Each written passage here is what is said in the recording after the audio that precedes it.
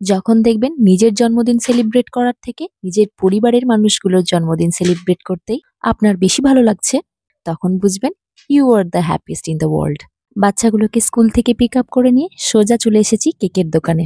জন্মদিন সেলিব্রেশনটা এখন খুবই কমন, কিন্তু কিছু মানুষ আছে যাদের জন্মদিন একটা বয়সের পর খুবই খুবই স্পেশাল হয়ে যায়, কারণ সেলিব্রেশনটা তখন হয় গ্র্যান্ড চিলড্রেনদের নিয়ে।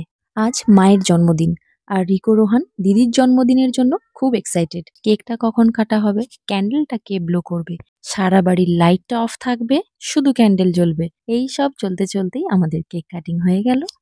আর আজকের এই স্পেশাল দিনে মনে রাখার মতো একটা ঘটনা ঘটেছে। রিকোর প্রথম দাঁত ভেঙেছে। আমাদের বাড়ির একটা স্পেশাল রুল আছে, আমাদের প্রত্যেকের জন্মদিনে বিরিয়ানিটা মাস্ট। আজকে মায়ের ছুটি, বিরিয়ানি বানাচ্ছে বর, আর প্রত্যেকবারের মতোই আমি আছি as a helper and video person to.